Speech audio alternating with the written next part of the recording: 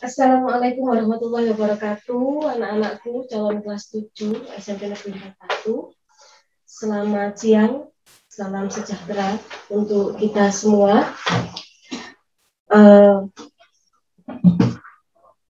Pada jam ini, anak-anak berjumpa dengan Bu Okta.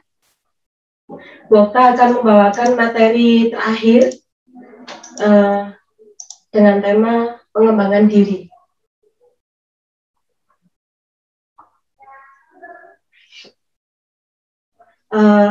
Baik, sebelumnya marilah kita panjatkan puji syukur kehadirat Allah Subhanahu wa Ta'ala, Tuhan yang Maha Esa, karena atas limpahan rahmatnya kita semua bisa hadir di MPLS virtual ini dalam keadaan sehat walafiat. Tak lupa sholawat serta salam kita haturkan ke junjungan Nabi Muhammad SAW, karena berkat perjuangan beliau kita bisa merasakan nikmatnya zaman terang benderang.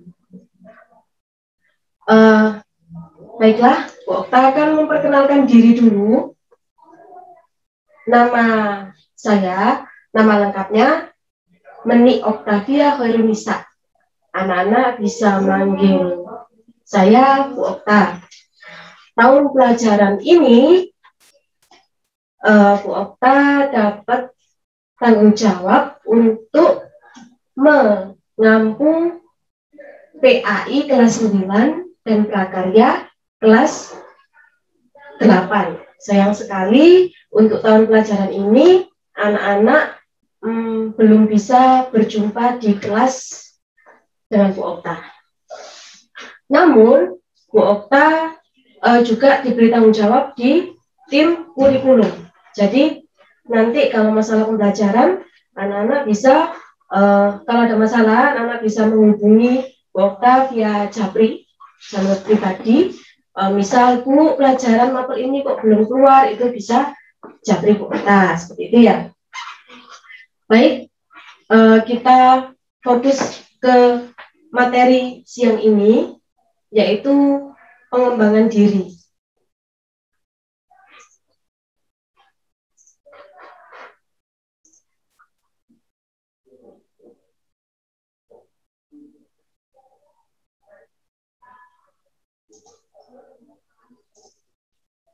Oke, tunggu sebentar. Ya, sambung. Oh, nggak bisa. Oh, yes. Ya, disimak ya anak-anak ya, karena ini untuk pengetahuan kalian selama 3 tahun ke depan di SMP Negeri 4 Batu. Oke, jadi apa itu pengembangan diri? Pengembangan diri itu yang biasa kita sebut dengan ekstrakurikuler atau ekskul. Nah, secara definisi pengembangan diri itu kegiatan yang diadakan untuk mengasah bakat dan minat seseorang. Bukan hanya mengasah, menggali, mengasah juga mengasah sama mengimprove sama ya. Jadi gunanya pengembangan diri ini diadakan untuk mengasah bakat minat anak-anak semua. Kemudian di SMP Negeri 4 Batu terdapat pengembangan dirinya. Ada yang pertama pramuka, baca tulis Al-Quran, dan jurnalistik. Ini Bu Okta terangkan yang 3 inti ini dulu, karena 3 pengembangan diri ini adalah pengembangan diri yang wajib diikuti oleh peserta didik di SMP Negeri 4 Batu. Yang pramuka itu untuk kelas 1, biasanya sebelum pandemi ini pramukanya dilaksanakan setelah pembelajaran hari Jumat. Yang kedua, baca tulis Al-Quran itu biasanya 1 minggu sekali dan harinya tergantung Bapak Ibu pembinanya. Yang ketiga adalah jurnalistik. Ini maaf, yang baca tulis Al-Quran ini wajib untuk kelas 8 atau kelas 2. Yang jurnalistik ini wajib untuk kelas 9. Seperti itu ya. Untuk pramuka biasanya ini pembinanya dari sekolah, tapi ada kakak pelatih itu dari luar ya. Namun untuk baca tulis Al-Quran ini pembinanya dari guru PAI SMP Negeri 4 Batu sendiri, termasuk Bu Okta salah satunya. Jadi nanti kalau anak-anak kelas 8 ada eskul wajib di SMP Negeri 4 baca tulis Al-Quran, ada kemungkinan anak-anak bisa bertemu dengan Bu Okta di kelas. Guru PAI-nya di sini ada 4, salah satunya Bu Okta, yang satunya lagi Pak Khairul Anam, satunya lagi Bu Imatul Faridah, dan yang terakhir Pak Jukni. Kemudian Bu Okta lanjutkan, ini pengembangan diri yang tidak wajib, tapi anak-anak untuk mengikutinya harus melalui seleksi. Ada seni tari, seni vokal, pencak silat, karate, multimedia, olimpiade IPS, olimpiade IPA, dan olimpiade matematika. Terus mungkin anak-anak bertanya, Bu, ini apa sih kok dalam kurung ada F dan P, ada P, ada F? Ini nanti Bokta jelaskan di slide berikutnya. Bokta jelaskan di slide ini dulu. Jadi yang berwarna kuning ini anak-anak tidak wajib ikut. Tapi jika anak-anak ingin ikut, harus melewati seleksi dulu. Karena ini nanti ada kaitannya dengan pengiriman perwakilan dari SMP 4 untuk lomba tingkat kota. Jadi kalau anak-anak yang memang dari SD-nya ada yang suka tari atau aktif di sanggar tari atau mungkin aktif di pencak silat atau yang memang ada bakat dan minat di matematika, bisa langsung ngomong ke wali kelasnya, Bu, saya ada minat untuk ikut ini, minta tolong nama saya diikutkan seleksi, seperti itu. Nanti akan ditindaklanjuti oleh wali kelas, gitu ya. Pengembangan diri di SMP 4 itu ini jumlahnya berapa ini? 11. Tapi kemungkinan setiap tahun itu ada perubahan, kemungkinan ada tambahan, kemungkinan ada yang dihilangkan, seperti itu. Jadi untuk tahun ini 2021-2022 ada 11 pengembangan diri ini.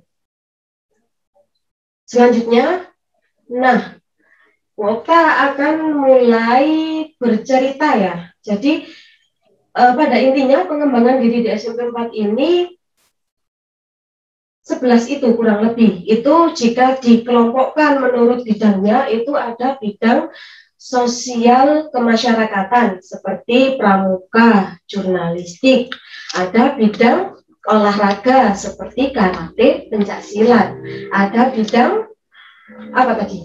Seni budaya seperti tari dan olah vokal, ada bidang iptek. Iptek ini seperti multimedia, ada bidang keilmuan seperti IPA, IPS, dan matematika. Nah, di slide ini ada kalimat pembelajaran yang hebat dimulai dari masalah. Ini Bu Okta ngutip dari seorang pakar pendidikan. Kenapa kok Bu Okta ngutip di sini? Bu Okta ingin menunjukkan ke anak-anak semua bahwa pentingnya pengasahan minat dan bakat anak sejak dini atau remaja. usianya anak-anak sekarang kan 12, kurang lebih 12 sampai 15 ya. Nanti kelas 3 kurang lebih 15. Sekarang mungkin 12 atau 13. Nah, berarti anak-anak sekarang menginjak level usia remaja. Kenapa? Bakat dan minat ini harus diasah sedini mungkin. Karena ini akan sangat efektif sekali dalam menumbuhkan berpikir kritis. Berpikir kritis itu apa, Bu?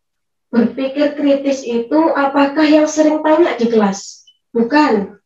Yang sering tanya itu secara teknis dia memang berani dan kritis, tapi dilihat dari jenis pertanyaannya. Lantas berpikir kritis itu apa, Bu? Berpikir kritis itu cara berpikir seseorang yang selalu menilik akar permasalahan. Jadi setiap dia melihat fenomena di depannya, dia selalu bertanya, ini kenapa? Ini bagaimana? Ini mengapa?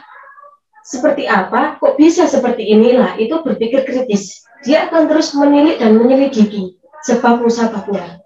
Nah, inilah kenapa ada kaitannya dengan pembelajaran yang hebat dimulai dari masalah. Maksudnya masalah ini bagaimana, Bu? Apakah masalah yang selalu ditatip, tata tertib itu? Masalah yang selalu dipanggil orang tuanya itu? Bukan seperti itu. Nah, melalui pengembangan diri ini, anak-anak akan terus berinteraksi dengan, misal ini ada siswa A yang suka mata pelajaran IPA. Dia ada minat dan bakat di mata pelajaran IPA. Terus dia ikut pengembangan diri Olimpiade IPA. Nah, akhirnya dia kan ikut pelatihan, dia ikut komunitas sesama suka IPA. Dia ikut komunitas calon-calon peserta Olimpiade IPA. Selama berinteraksi itu, selama berkumpul itu, dia akan selalu berinteraksi. Nah, interaksi itu akan menimbulkan dialog. Setelah berdialog, mereka akan dalam prosesnya akan menemukan masalah-masalah yang terkait hal yang mereka sukai, seperti pelajaran IPA. Jadi misal ketika mereka berkumpul, terus belajar bersama. Loh, kenapa ya? Kok ini seperti ini? Di bab apa gitu misalnya ya? Kok ini seperti inilah? Jadilah mereka berdiskusi, berdialog. Itu masalah yang dimaksud. Nah, ini yang dinamakan pembelajaran yang hebat.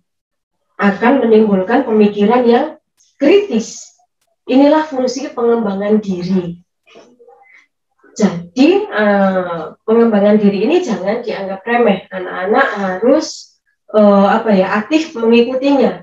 Bu, misal di SMP 4 nggak ada pengembangan diri yang sesuai dengan minat dan bakat saya. Silakan cari di luar. Di luar banyak sekali sanggar seni budaya, banyak sekali klub-klub olahraga seperti klub sepak bola, klub bola voli. Jangan jauh-jauh tingkat kota, cari yang tingkat kecamatan atau tingkat desa, ikut latihannya, ikut perkumpulannya, itu sangat positif sekali. Bu, kalau misal nggak ada klub seperti itu, kalian pasti punya teman kan? Kalau misal kalian punya teman yang sesama suka bola voli misal, seringlah bermain bola voli misal di lapangan desa, terus bikin klub sendiri kalau bisa. Nah, itu kan bermanfaat untuk orang lain juga. Nah, itulah gunanya pengembangan diri. Kemudian, Bu, berpikir kritis itu apa gunanya? Berpikir kritis itu gunanya sangat berguna bagi kalian di masa depan kelak. Berpikir kritis ini bisa menjadi bekal yang sangat bermanfaat di masa depan kelak. Jika kalian bercita-cita ingin menjadi pengusaha, bercita-cita ingin menjadi ilmuwan, ingin menjadi pengusaha, ilmuwan, atau sejenisnya, ini sangat dibutuhkan cara berpikir kritis. Misal ingin jadi pengusaha, nggak bisa kalau kalian masih berpikiran pasif. atau berpikiran dengan lingkup yang sempit, nanti bisa-bisa jadi pengusaha yang bangkrut, gitu ya. Itu sangat penting. Jadi semenjak remaja ini usahakan untuk selalu mengasah minat dan bakat itu untuk kebaikan kalian sendiri dengan cara mengikuti pengembangan diri, gitu ya. Oke, kita lanjut slide selanjutnya. Nah, ini Bu Okta cantumkan. Oh, sebentar, Bu Okta jelaskan dulu. Pak, misal kembali gimana? Nggak bisa ya? Bisa. Nah, ya ini Bu Okta jelaskan dulu. Bu, yang dalam kurung ada F, ada P, ini apa? Jadi yang F itu fisik, yang P itu pikir. Kalau pramuka itu kan ada F dan P. Jadi di pengembangan diri pramuka ini yang diolah di situ adalah fisik dan pikir, olah fisik dan olah pikir. Di pramuka ada diajari cara membuat sandi atau membuat tali temali. Nah, itu olah pikir. Di pramuka juga ada kemah. Nah, itu olah fisik. Diajari cara bertahan hidup di medan yang seperti hutan. Saat itu sangat diperlukan saat kita ada kegiatan berkemah. Nah, itu olah fisik. Kalau baca tulis Al-Quran ini Bu Okta tulis P, ini olah pikir. Terus ada lagi pencak silat, ini olah fisik. Olimpiade IPA, ini olah pikir. Nah, gunanya Bu Okta mulai dari olah pikir dulu. Nah, ini ada hubungannya sama yang slide ini, olah pikir. Gunanya adalah membentuk pikiran yang kritis. Kemudian, Bu Okta lanjut. Nah, ini sekarang kita masuk ke olah fisik. Ini ada penelitian dari Amika Singh PhD. Beliau ini peneliti dari salah satu universitas di Amerika. Beliau mengatakan, selain efek fisik, olahraga juga dapat membantu tingkah dan pola perilaku keseharian anak di kelas, sehingga mereka lebih bisa berkonsentrasi saat belajar. Kenapa kok bisa seperti itu, Bu? Karena ketika kita berolahraga itu memperlancar peredaran darah ke otak. Jadi itu dapat membantu kita untuk berkonsentrasi atau mempermudah kerja otak untuk berkonsentrasi. Jadi jangan dipikir ketika kita berolahraga atau kita olah fisik itu hanya fisik saja yang sehat, tapi juga pikiran kita menjadi sehat. Ini ada lagi penelitian dari American Academy of Pediatrics. Remaja butuh olahraga minimal 60 menit per hari. Nah, ini 60 menit per hari. Sedangkan kalau kita tahu ya, saat ini anak-anak lebih suka main game atau mager di rumah. Pegang game, terus pegang HP, terus. Lah, apakah itu kira-kira kebutuhan olah fisiknya terpenuhi? Bu Okta rasa belum terpenuhi. Padahal menurut penelitian, remaja butuh olahraga minimal 60 menit per hari. Nah, dengan pengembangan diri ini, anak-anak minimal bisa memenuhi tidak 60 menit per hari lah, mungkin 60 dikali 2, berapa? 120 menit per minggu. Jadi 2 hari dalam 1 minggu. Itu sudah, untuk pembiasaan sudah bagus. Itu nanti bisa diimprove dengan seiring berjalannya waktu. Itu mungkin dampaknya nggak akan dirasakan oleh anak-anak saat ini, tapi akan dirasakan nanti ketika sudah usia awal dewasa. Nanti coba bandingkan. Nanti ketika kalian sudah awal dewasa, rasakan sendiri. Misal saat ini kamu hobi olahraga ya, misal sepak bola 1 minggu 3 kali gitu ya. Terus cari temanmu yang nggak suka olahraga. Di rumah hanya mager saja, main HP saja. Nanti ketika kalian usia awal dewasa, bandingkan. Pasti yang si anak yang suka mager saat kecil dan remajanya, ini akan mudah terserang sakit, terserang alergi, badannya gampang sakit. Kalau dikasih makanan apa-apa gampang batuk, gampang pilek, daya tahan tubuhnya lemah. Beda dengan anak yang sejak remaja ini sudah terbiasa olah fisik. Ini nanti dewasanya dia akan kuat badannya, daya tahan tubuhnya kuat. Bisa dibandingkan sendiri nanti. Oleh karena itu Bu Okta ingatkan, mumpung kalian masih remaja, mumpung belum telat, karena usia remaja ini hanya sekali seumur hidup. Tahun depan kalian sudah umur 13, umur 14, lanjut lagi 15. Nggak akan jadi tahun depan kalian jadi umur 10 tahun lagi. Maksudnya tahun depan kalian mundur jadi umur 11 tahun. Nggak akan. Semuanya akan menjadi lebih tua. Jadi kalau nggak sedari dini kalian menjaga kondisi tubuh, yang rugi adalah diri kalian sendiri. Nah, ini sudah ada penelitiannya bahwa remaja butuh olahraga minimal 60 menit per hari. Inilah pentingnya kita untuk mengikuti pengembangan diri di sekolah. Oke, Bu Okta lanjut. Nah, ini Bu Okta tampilkan gambar. Kira-kira anak-anak ada yang tahu siapa ini?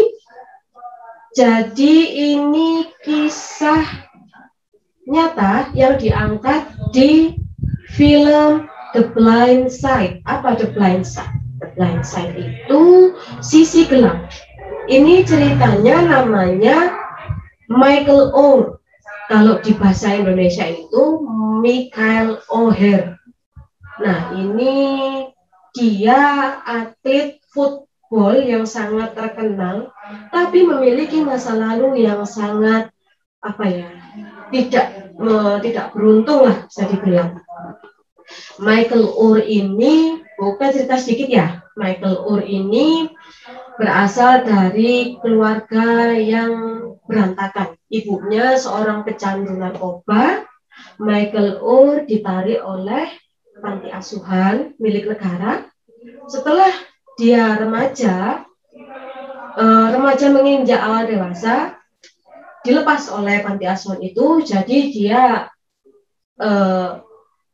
berkeliaran di jalanan tanpa tahu harus ngapain dan kemana.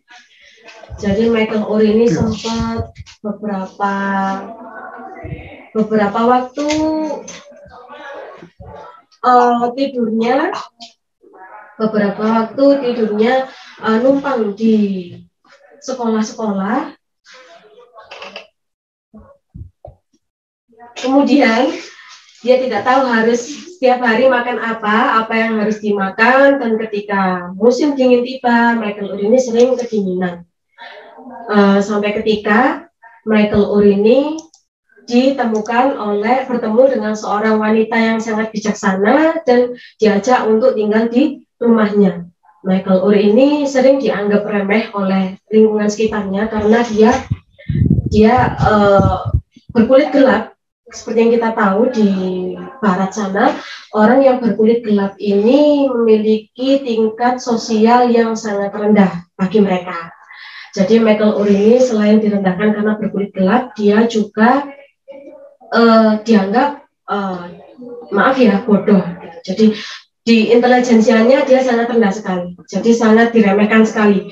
Namun karena ketemu dengan perempuan yang bijak itu, akhirnya Michael Oher diajak untuk tinggal di rumahnya, kemudian dilatih skill olahraganya di football. Ternyata dia memiliki bakat dan minat di football, dan nggak ada yang tahu. Beberapa tahun kemudian, Michael Oher sangat melesat karirnya di bidang football.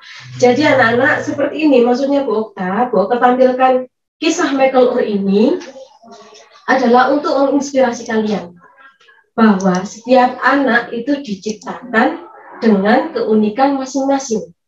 tidak ada anak yang tidak berguna di dunia ini. Setiap anak itu diciptakan dengan keindahannya masing-masing. Misal kalian di kelas pelajaran matematika nilainya rendah, pelajaran IPA nggak bisa, cari bakat yang lain. Ikut les. Misal saja mungkin dengan les nanti olah vokalmu bagus. Ikut les silat, ikut les tari, ikut les apa aja. Kita nggak ada yang tahu bakatmu ini ada di mana. Kalau nggak dicari, kalau nggak digali. Yang Bu Okta garis bawahi di sini, yang harus garis bawahi di sini adalah kalian harus aktif mencari bakat dan minat. Jangan diam saja. Harus diingat bahwa setiap anak lahir dengan keunikan masing-masing. Jadi jangan merasa rendah diri. Nah, itulah fungsinya pengembangan diri yang ada di sekolah SMP Negeri 41 ini. Anak-anak difasilitasi tanpa bayar spesial pun untuk mengasah, untuk menggali bakat dan minat anak-anak masing-masing. Jadi jangan takut, jangan rendah diri, harus pede. Nanti kalau sudah aktif dan ada pengumuman tentang pengembangan diri, kegiatan ini, kegiatan itu, kalau kalian memang merasa ada bakat dan minat, langsung hubungi wali kelas. Itu ya. Oke, Bu Okta lanjutkan. Nah, ada yang tahu ini lirik lagunya siapa? Iya, lagunya Haji Rhoma Irama. Ada yang tahu lagunya seperti apa? Darah muda, darahnya para remaja yang selalu merasa gagah, tak pernah mau mengalah. Nah, ini yang biasanya dikutip oleh Rhoma Irama di dalam lagunya. Beliau mengatakan bahwa darah muda ini miliknya para remaja.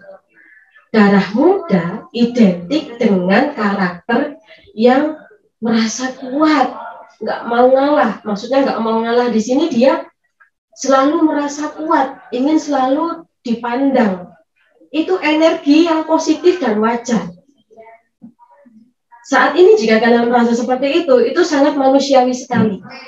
Namun akan lebih baik lagi jika energi ini diarahkan ke hal-hal positif seperti pengembangan diri tadi. Bu Okta sudah katakan tadi bahwa usia remaja itu nggak akan kembali lagi. Besok tahun depan kalian akan menginjak usia lebih tua 1 tahun dari tahun ini, bukan lebih muda. Jadi gunakan waktu kalian yang ada ini dengan sebaik mungkin untuk mempersiapkan diri baik secara fisik maupun secara batin untuk menghadapi masa depan. Karena masa depan di masanya kalian ini akan lebih sulit lagi daripada masa sekarang. Bisa kita lihat saat ini pandemi menghantam kita semua, perekonomian sulit, semua sektor sulit.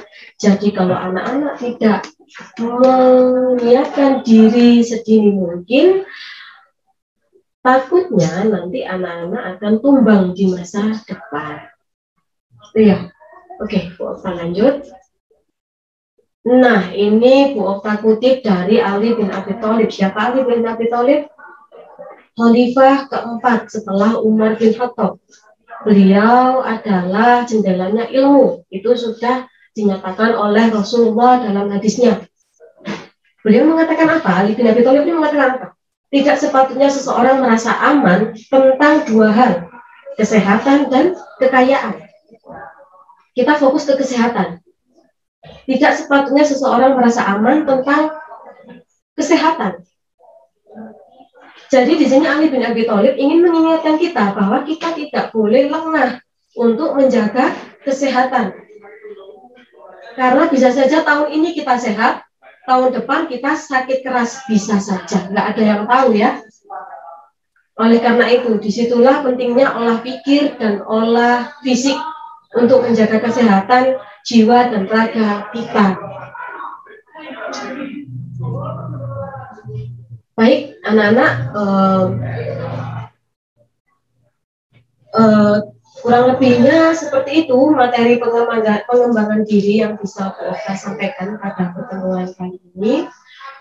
Bu Okta harap dengan materi yang sederhana dan singkat ini, anak-anak bisa terinspirasi untuk terus berkarya melalui minat dan bakat. Anak-anak bisa untuk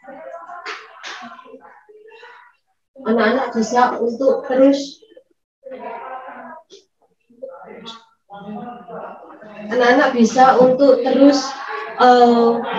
semangat untuk mengembangkan diri.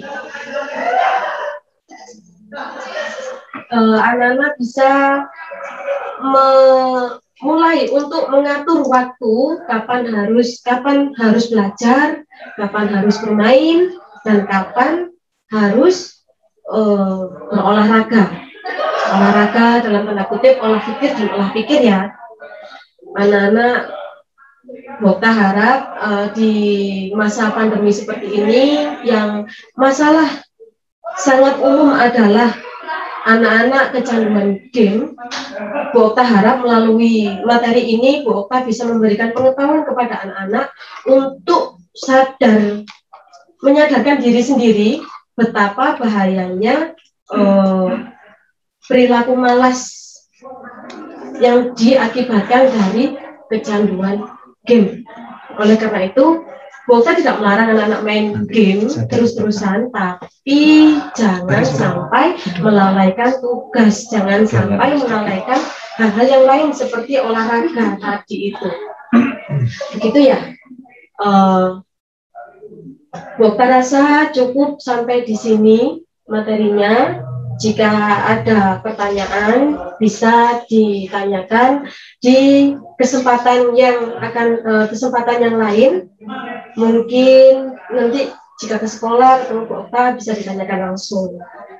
Anak-anak harus tetap semangat meskipun ini masih belajar dari rumah, meskipun ini masih pandemi, anak-anak harus tetap semangat untuk belajar, harus tetap semangat untuk berolahraga, berolah pikir di rumah agar dalam masa pandemi ini anak-anak tetap terus sehat jiwa dan raganya. Sekian dari Bu Okta. Bu Okta akhiri. Selamat siang. Wassalamualaikum warahmatullahi wabarakatuh. Waalaikumsalam.